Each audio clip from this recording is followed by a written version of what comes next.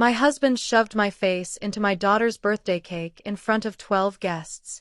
Frosting dripped down my chin, my mascara ran, and the room exploded into laughter. Even his mother laughed.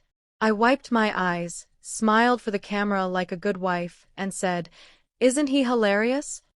But by Monday morning, Grant Wexford would understand exactly what kind of woman he had just humiliated. Because I don't scream. I don't cry in public. I plan. My name is Delilah Ashworth, and for 11 years I believed my marriage was ordinary, not perfect, but solid. That belief died on a Saturday afternoon in June, at my daughter Piper's 6th birthday party, with a strawberry cake I had spent 2 days decorating myself. Let me back up. Grant and I met in college. He was charming in the way certain men are charming, quick with a joke, generous with compliments, always the center of attention at every gathering. I fell for the version of him that existed in public. What I didn't understand back then was that some men save their real face for behind closed doors, and I had married a man who needed an audience to feel important, even at his own daughter's birthday. Over the years, the jokes at my expense got sharper. Delilah burned the toast again, folks.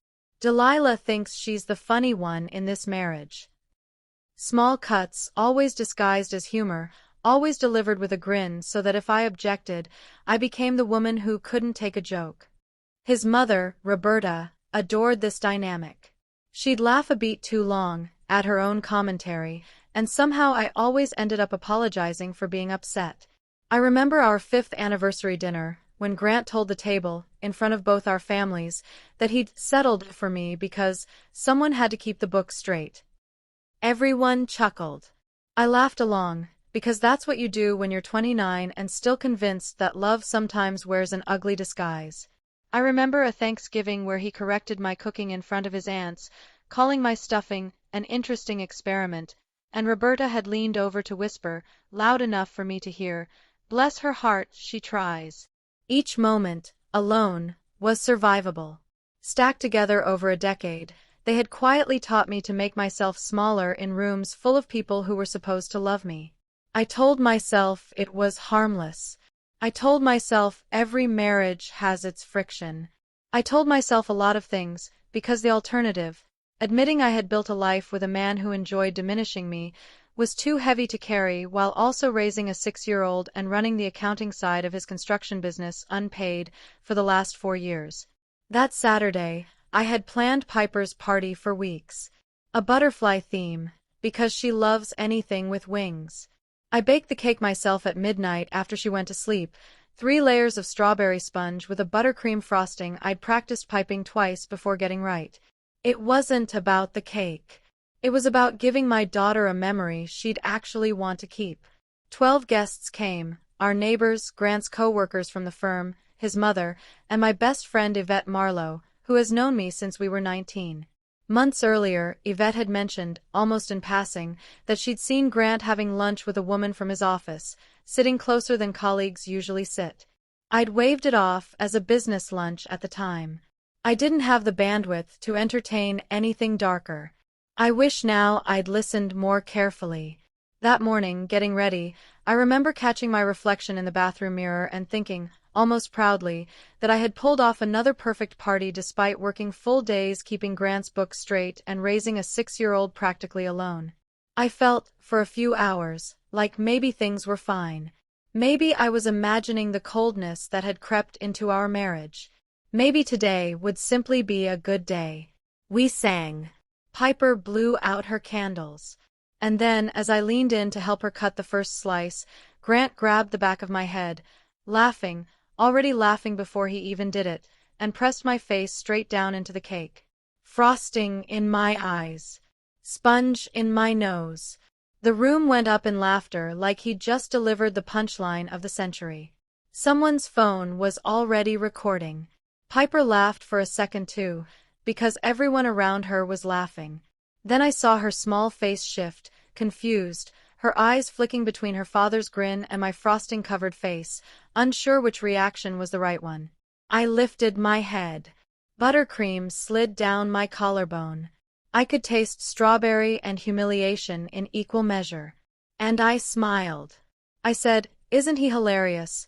in a voice so steady it surprised even me, and I walked to the kitchen to clean up, where I stood at the sink for exactly 90 seconds, gripping the counter, before I went back out and finished hosting my daughter's birthday party like nothing had happened. But something had happened. Something shifted in me that day that had been building for years without a name. I wasn't angry in the loud way. I was angry in the quiet, permanent way, the way that doesn't need to shout because it's already decided what it's going to do. Here's what Grant didn't know about me.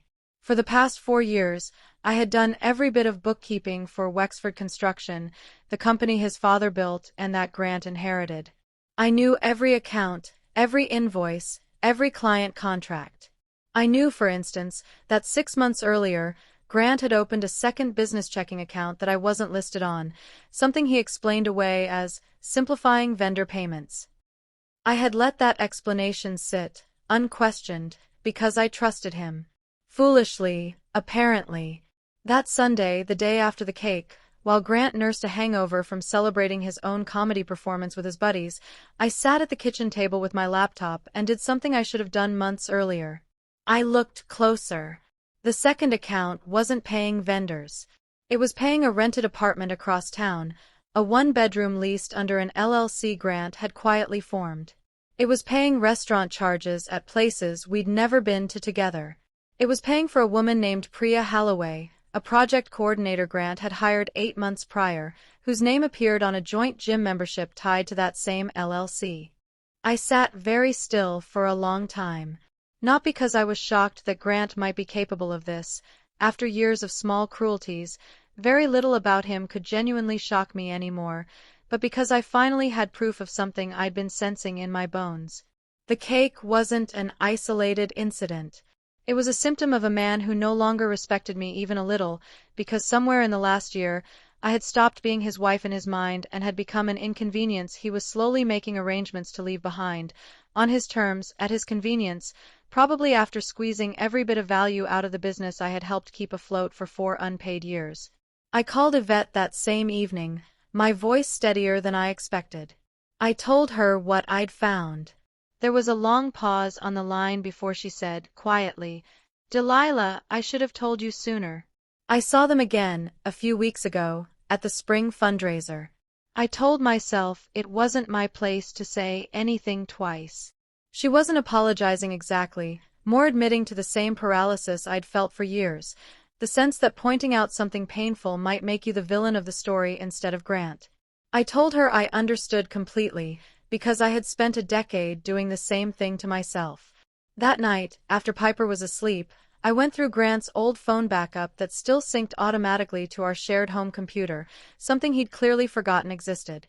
I found messages between him and Priya stretching back nearly a year, cheerful at first, then increasingly intimate, then, in the last few months, openly discussing when things settled down at home, as though my marriage were a weather pattern he was simply waiting out. So I made a decision. If Grant wanted to treat our marriage like a joke, I would let him keep believing that right up until the moment it stopped being funny. Monday morning, I did not confront him. I smiled over coffee. I packed Piper's lunch. I kissed him goodbye like any other day. And then I called my cousin, Marisol Ashworth Reyes, a family law attorney 2 states over, someone Grant had met exactly twice and dismissed both times as the lawyer relative nobody needs. I sent her everything, the LLC filings, the account statements, screenshots of the gym membership, the lease agreement I found buried in a folder labeled, almost insultingly, fishing trip receipts. Marisol was quiet on the phone for a moment, then said the words I needed to hear. "Delilah, you don't just have grounds for divorce.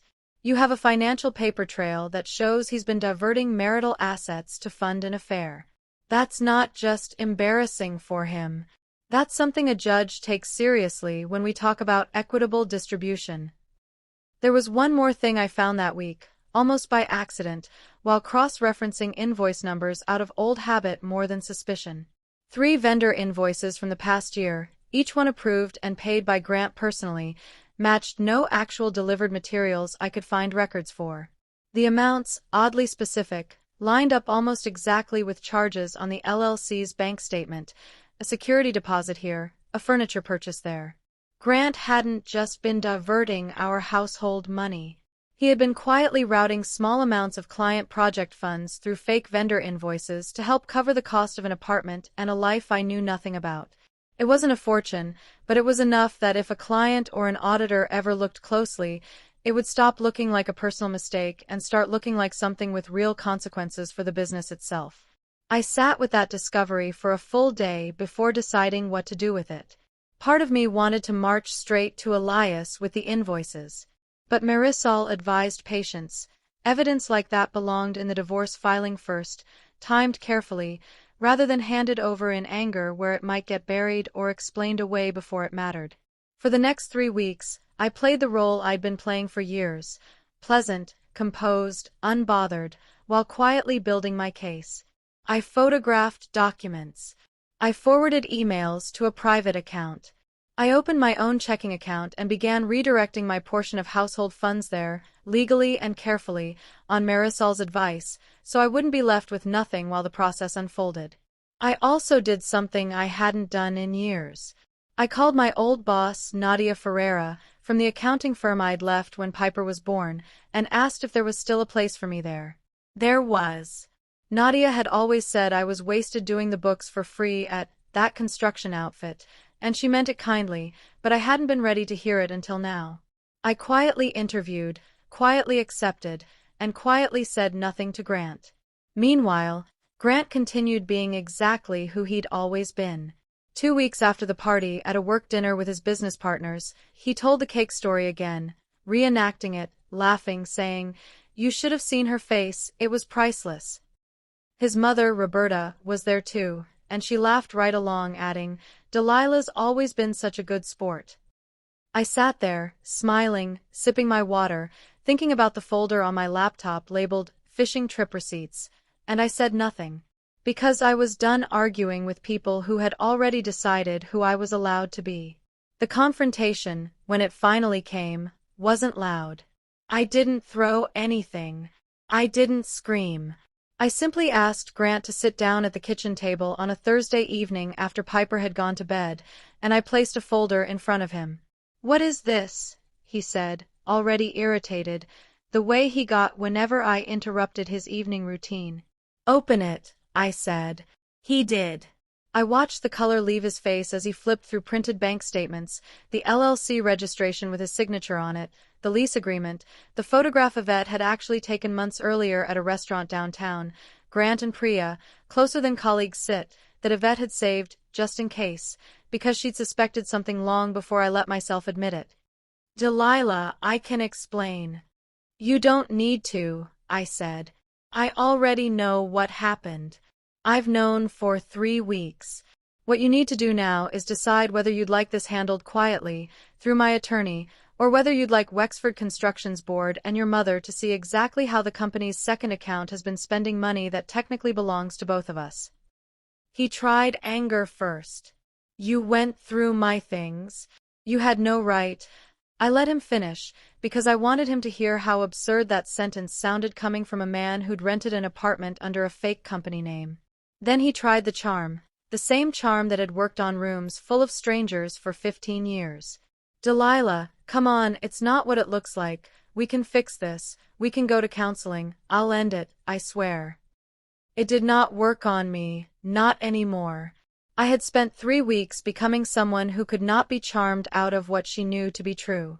"Grant," I said, "you didn't come to me. I came to you. If I hadn't found that folder, you'd still be paying rent on an apartment I'm not allowed to know about." He had no answer for that, because there wasn't one. "You humiliated me at my daughter's birthday party," I said, calmly.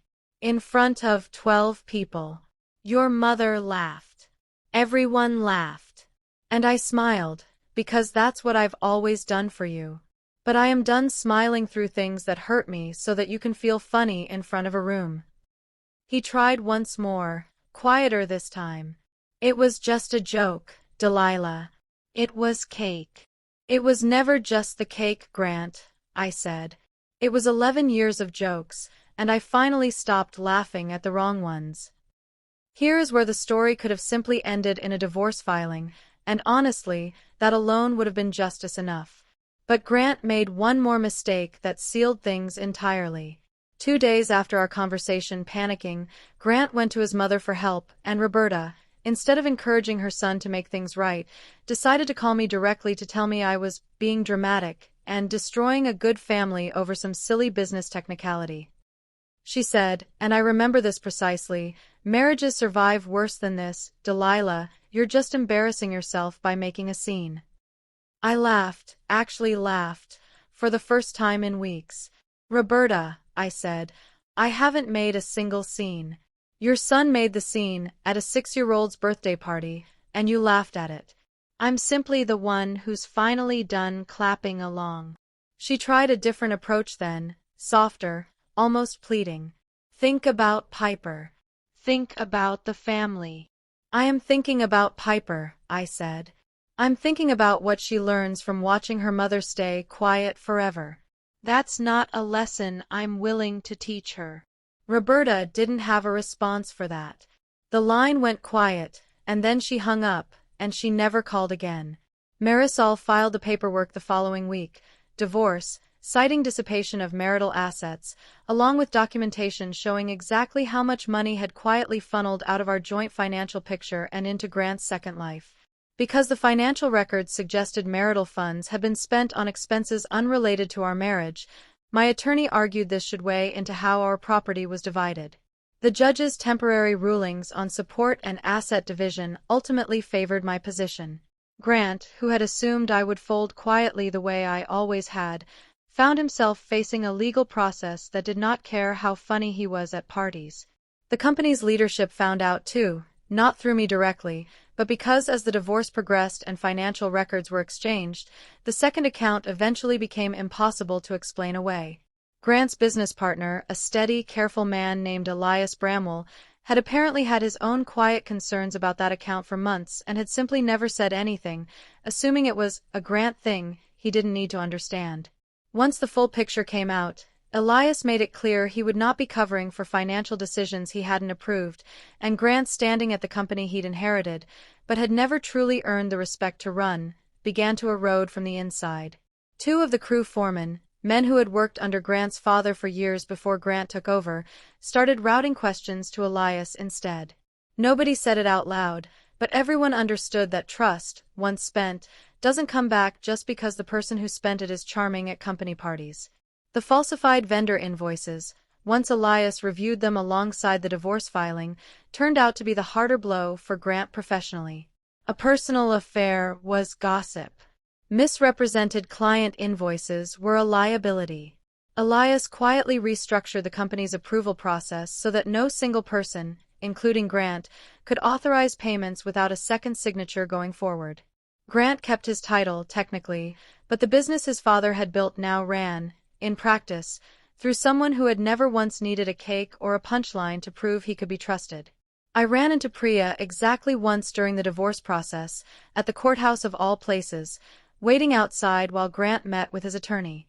She looked at me like she expected fury, maybe tears, some scene she could describe to her friends later.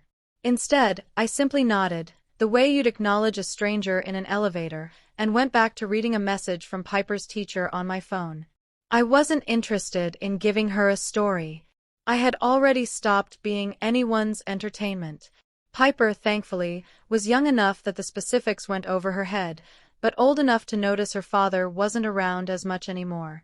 I made a decision early on that no matter how much Grant had hurt me, I would never turn her love for her father into a weapon.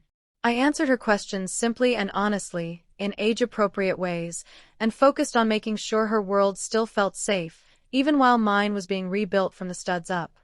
Piper, thankfully, was young enough that the specifics went over her head, but old enough to notice her father wasn't around as much anymore. I made a decision early on that no matter how much Grant had hurt me, I would never turn her love for her father into a weapon. I answered her questions simply and honestly, in age-appropriate ways, and focused on making sure her world still felt safe, even while mine was being rebuilt from the studs up. By the time the divorce was finalized 4 months later, I had already started my new position at Nadia's firm. I had my own apartment, small but entirely mine, with a butterfly-themed room for Piper that she picked out herself, down to the lavender curtains she insisted matched her favorite dress. I had my name back on documents that weren't tied to Wexford anything.